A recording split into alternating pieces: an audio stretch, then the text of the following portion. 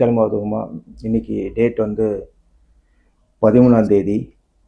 எல்லாரும் காத்துட்ருக்கிற மாதிரி ஒவ்வொரு தடவை அந்த ஒரு ஃபோன் கால் வந்து எனக்கு கால் பண்ணி பேசும்போது இவ்வளோ பேர் வந்து முருகனை நம்பி நம்பி அந்த ஒரு காத்து இருப்பு, அந்த ஒரு வெயிட் பண்ணுற பீரியட் இருக்குது பாருங்கள்.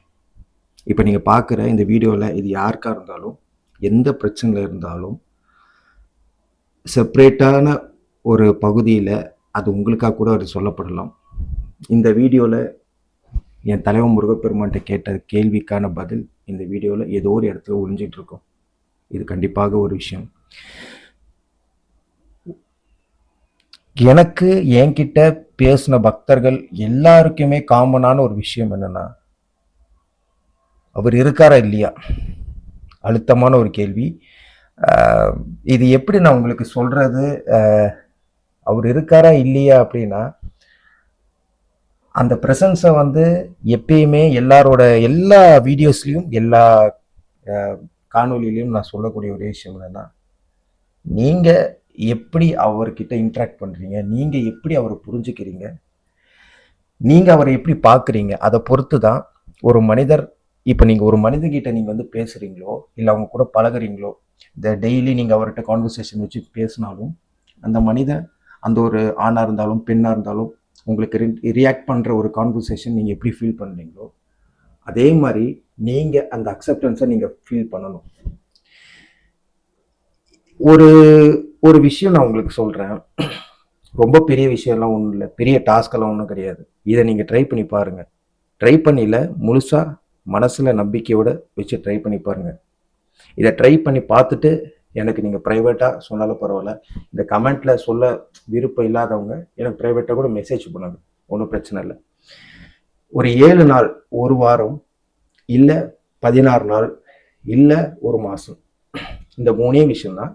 7 நாள், 16 நாள், இல்லை ஒரு மாதம், 31 நாள். இந்த 3 விஷயத்த மட்டும் கவனமாக கேளுங்க. என்ன பண்ணணும்? ரொம்ப பெரிய விஷயம்லாம் கிடையாது, கோயிலுக்கு குளம் அந்த மாதிரிலாம் ஒன்றும் கிடையாது. இதை பண்ணுங்க அதை பண்ணுங்க அதெல்லாம் வேணும். நைட்டு தூங்குறீங்க, காலையில் வேலைக்கு போகிறவங்க போக, நைட்டு தூங்குறீங்க. இதில் மெயின் விஷயம் என்னென்னா, பார்க்குறவங்க நிறைய பேர் கேட்பீங்கள்ல, அசைவம் சாப்பிட்லாமா? அது அது உங்களோட விருப்பம். இதை வந்து ஒவ்வொருத்தவங்களோட ஃப்ரீடம் வந்து அது கெடுக்கக்கூடிய நிலைமைக்கு ஆகிடும். உங்களுக்காக தோணும் போது விடணும்னு தோணுச்சுன்னா விட்டுடுங்க. இல்லை இப்போ நான் சொல்லி நீங்கள் அதை புரிஞ்சுக்கிட்டு விட்டுடணும் இப்படி இருந்தால் அதெல்லாம் இல்லை. உங்கள் மனசு என்ன தோணுது, உங்கள் மனசில் வேண்டான்னு தோணுதா விட்டுருங்க. இந்த டைமில் நான் விட்டுட்டு திரும்பி என் மனசு வந்து அலைப்பாயுது, எனக்கு அந்த நாக்கு கேட்குது அப்படின்னா சாப்பிடுங்க, ஒன்றும் பிரச்சனை கிடையாது. பட் முழு மனசோட விடணும். யாரும் அந்த ஹாஃப் மைண்டடாக ஹாஃப் ஹார்ட்டடாக ஒரு விஷயத்துக்காக நான் விடுறேன் அப்படின்னா அது விட்டுறாதீங்க. அது மிகப்பெரிய ஒரு தப்பு. உங்களுக்கா ஒரு ஃப்ரீடம் ஃபுல்லாக ஒரு பிடிச்சிருந்து எனக்கு இதுவே வேணாம், நான் பிஜ்ஜாகவே இருந்து ரொம்ப சந்தோஷமாக இருக்கேன் அப்படின்னா உங்கள் லைஃப் கண்டிப்பாக நல்லாயிருக்கும். அதுக்காக வேண்டும் வேண்டாத விருப்பம் நீங்கள் வந்து விட வேண்டாம். ஸோ ஒரு நாள் என்ன பண்ணுங்கள், இந்த 3 டைம் நீங்கள் ஃபிக்ஸ் பண்ணிக்கிங்க. 7 நாள், 16 நாள், இல்லை 31 நாள். இதை ஃபிக்ஸ் பண்ணிவிட்டு காலையில் ஏஞ்சதுலேருந்து முருகன்கிட்ட எல்லாத்தையும் நீங்கள் ரெடி பண்ணி, முருகனுக்கு அலங்காரம் பண்ணி, பூ அலங்காரம் பண்ணி, ஒரு நெய்வேத்தியம் இல்லை ஒரு பிரசாதம் இல்லை ஒரு படையல், நீங்கள் என்ன உங்ககிட்ட என்ன இருக்கோ அதை வச்சுட்டு முருகனை பார்க்கறதுக்கு முன்னாடி காலையில் நீங்கள் எப்போ வேணால் ஏஞ்சிடுங்க. அது வந்து உங்களோட விருப்பம், அது உங்களோட கன்வீனியன்ட் பொறுத்து. நிறைய பேர் வந்து வேலைக்கு போகணும், வேலைக்கு போகாதவங்க, வேலைக்கு போகிறவங்க, இது ஆணாக இருந்தாலும் பெண்ணாக இருந்தாலும் இது எல்லாருக்கும் கம்ஃபர்டபுளாக இருக்கும். அதுக்காக தான் நான் சொல்கிறேன். வேலைக்கு போகிறவங்களா இருந்தாலும் காலையில் நீங்கள் எப்போ ஏஞ்சிக்கிறீங்களோ அப்போ வந்து பறவைகளுக்கோ இல்லை காக்காய்களுக்கோ, இல்லை உங்கள் வீட்டு பக்கத்தில் கன்ஃபார்மாக நாய் இருக்கும். நாய் இல்லாமலாம் யாருமே இருக்க மாட்டாங்க. நீங்கள் வளர்க்குற பெட்டாக இருக்கட்டும், வளர்க்குற பெட்டுக்கு நீங்கள் வந்து டைம் ஸ்பெண்ட் பண்ணுறதை விட உங்களை சுற்றி சில விலங்குகள்லாம் இருக்கும், நம்ம கண்ணுக்கு தெரிய விலங்குகளாக இருக்கும். ஏன் சொல்கிறேன், நான் கடைசியாக சொல்கிறேன். அந்த விலங்குகளுக்கு மனசோட ஆத்மார்த்தமாக அந்த லவ்வை பியூரிட்டியாக வந்து அதுக்கு வந்து உணவு கொடுங்க. இந்த கடையில் வாங்குறது, இந்த பிஸ்கெட் கொடுக்குறதா இருந்தாலும் ஓகே, இல்லை உங்கள் வீட்டில் அன்றைக்கு காலையில் நீங்கள் ஆஃபீஸ் போகும்போது குக் பண்ணியிருப்பீங்களா, அந்த சாப்பாடை ஒரு சாப்பாடு ஒரு பிளேட் எடுத்து அந்த விலங்குகளுக்கு வந்து கொடுத்துருங்க. கொடுத்துட்டு முருகனை போய் பார்த்துட்டு உங்கள் வீட்லேயே முருகனை போய் வழிபாடு பண்ணிவிட்டு எதுவுமே நீங்கள் கேட்க வேணாம். முருகன்கிட்ட ஜஸ்ட் கேஷுவலாக வந்து பேசுங்க. மனசு விட்டு அந்த முழு பக்தியோட இந்த மாதிரிலாம் இருக்குது. சுற்றி எல்லாரும் மனுஷங்க தான் நம்ம கூட வாழ்ந்துட்டு இருக்கோம். மனுஷங்களோட தான் வாழ்ந்துட்டு இருக்கோம்.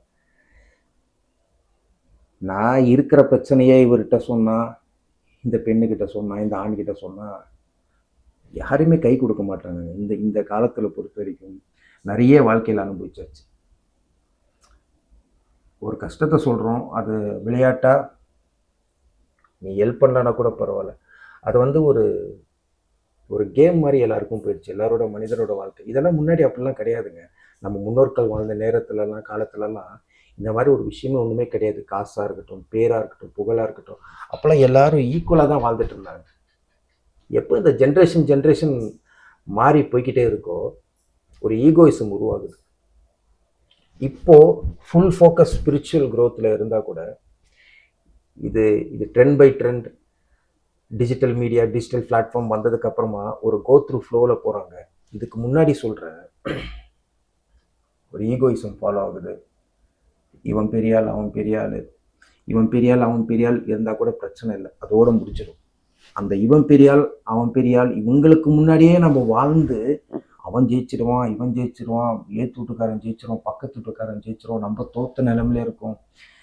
ஸ்கூல் இது வந்து எங்கே ஆரம்பிக்குதுன்னு பார்த்தீங்கன்னா, ஸ்கூல் படிக்கிற பசங்கள்லேருந்து +1 படிக்கிற பசங்க, +2 படிக்கிற பசங்கள்லேருந்து ஃபஸ்ட் ரேங்க் எடுக்கிறது, படிப்பு விஷயத்துலேருந்து தோல்வி அடையிறது, அதுக்கப்புறம் காலேஜ் படிக்கும்போது, அதுக்கப்புறம் வேலைக்கு போகும்போது நமக்கு வேலை இருக்கும், பக்கத்தில் ஒரு பையனுக்கு வேலை இருக்காது, அவன் நம்மளை பார்த்து மனசு முடிஞ்சு போய் அந்த ஒரு ஈகோயிசம் ஃபாலாகி இங்கே தான் அப்படி இருக்குன்னா, சொந்தக்காரங்க சுற்றி இருக்கும்போது ஃபேமிலி ஃபங்க்ஷனில் வந்து தேவையில்லாத ஒரு பிரச்சனை. நிறைய பேர் வந்து இந்த வீடியோவில் பார்க்குறவங்க கூட சொந்தக்காரங்கிட்ட வந்து கடன் வாங்கியிருப்பீங்க.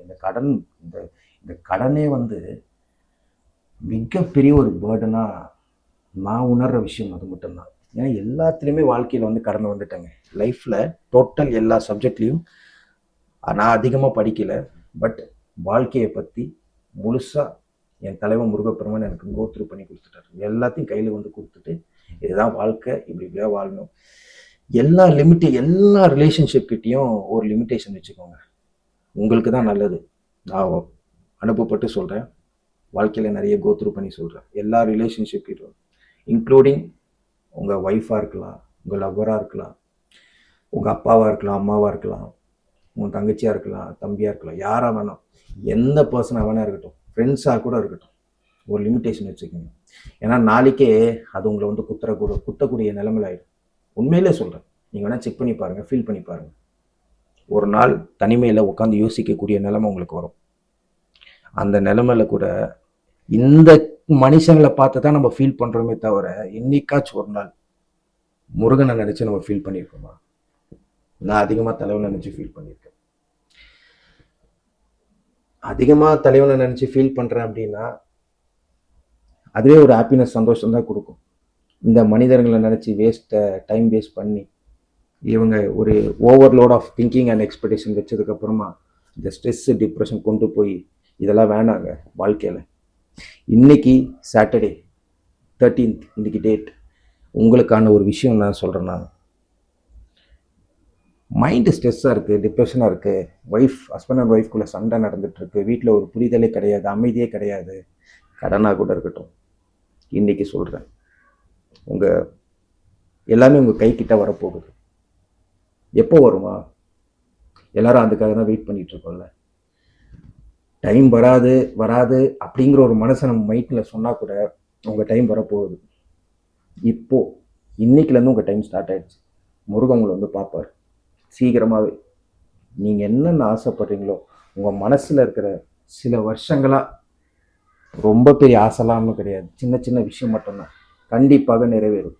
முருகன் உங்களுக்கு கொடுக்க போகிறார். சந்தோஷமாக இருங்க. இந்த ஸ்ட்ரெஸ், இந்த டிப்ரெஷன் எதுவுமே வேண்டாம். நான் சொன்னதை மட்டும் ஃபாலோ பண்ணுங்க. டெய்லி காலையில் எழுந்த உடனே எப்போ வேணால் எழுந்திடுங்க. இதுக்கு வந்து டைம் அதெல்லாம் கிடையாது. அதெல்லாம் இன்னும் ஸ்பிரிச்சுவல் க்ரோத் நீங்கள் போனீங்கன்னா அதெல்லாம் இருக்கும். அது நீங்களாக மாறுவீங்க ஒரு டைமில். வாயிலா ஜீவன்களுக்கு ஒரு உணவு கொடுங்க. அதுக்கப்புறம் முருகன்கிட்ட போய் பேசுங்க. டைம் கிடைக்கும் போதெல்லாம் மார்னிங், ஈவினிங், நைட், எந்த டைமில் வேணால் பேசுங்க.